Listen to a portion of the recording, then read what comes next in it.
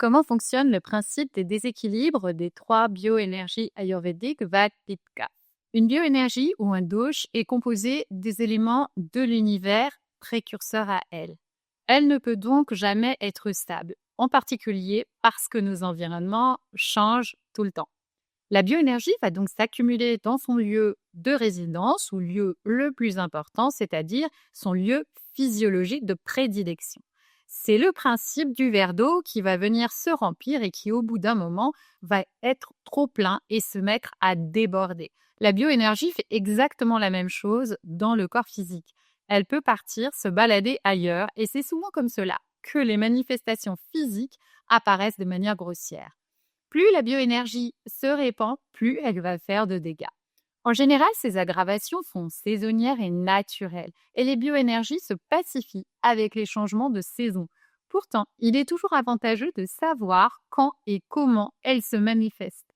Chacune des trois bioénergies possède des qualités, et ce sont ces dernières qui, en augmentant ou diminuant, vont donner lieu à des manifestations particulières.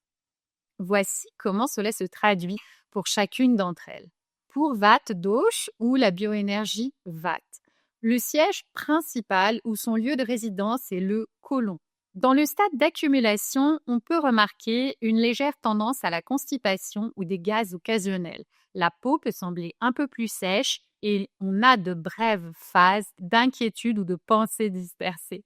Ces signes disparaissent vite avec le repos. Dans le stade d'après, l'agitation, la constipation devient plus régulière, la digestion semble irrégulière et capricieuse, une sensation de ballonnement ou de gargouillement dans les intestins persiste. Au niveau mental, on commence à se sentir facilement débordé et le sommeil devient léger et assuré avec une fatigue nerveuse et une impression d'être surexcité et épuisé en même temps qui commence à s'installer. C'est une source majeure de stress non géré. Voyons maintenant la bioénergie Pitta ou Pitta Dosh. Son lieu de résidence ou son siège principal est l'intestin grêle et le bas de l'estomac. Dans son stade d'accumulation, on ressent parfois une chaleur corporelle un peu plus forte que d'habitude et une soif accrue. La chaleur peut se situer au niveau du nombril. L'appétit peut devenir plus vif, plus aiguisé et des phases de courte irritabilité se présentent à chaque fois que l'on saute un repas. Lors de la phase d'agitation, la chaleur devient inconfortable et le soleil ou les ambiances surchauffées ne sont absolument plus tolérées. La digestion est rapide, mais laisse des traces de brûlure occasionnelles au niveau de l'estomac ou du nombril. Les selles deviennent, elles aussi, trop molles. On peut remarquer que la peau devient plus sensible et de petits boutons apparaissent. Émotionnellement, la critique est bien plus acérée, la patience beaucoup plus courte et le stress se manifeste souvent par de la colère rentrée ou beaucoup d'impatience.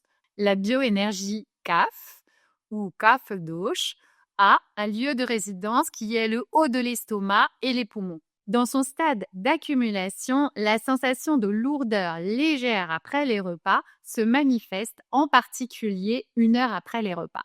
Une certaine lenteur à démarrer le matin et un attachement accru pour les petits gestes quotidiens. La rétention d'eau peut aussi survenir à ce stade. Lors du stade d'agitation, la lourdeur digestive est clairement marquée avec un manque d'appétit et une difficulté à digérer le matin en particulier. La sensation de congestion dans la poitrine ou les sinus, le matin également peut apparaître. Physiquement, il y a clairement un manque de motivation, l'énergie est plutôt basse et pesante, menant à de la fatigue chronique type léthargie. Mentalement, la personne résiste au changement et le stress se traduit par un évitement ou une tendance à se renfermer sur elle-même. Comprendre ces signes d'alerte initiaux donne un immense pouvoir. Cela signifie qu'avant qu'un déséquilibre ne s'enratine et le perturbe profondément le corps et son énergie, vous pouvez agir. L'approche ayurvédique consiste à reconnaître ces messages dans les phases d'accumulation puis d'aggravation des bioénergies et à utiliser l'alimentation, l'hygiène de vie et les pratiques de yoga pour apaiser la bioénergie qui s'accumule et permettre ainsi de retrouver l'équilibre à sa source.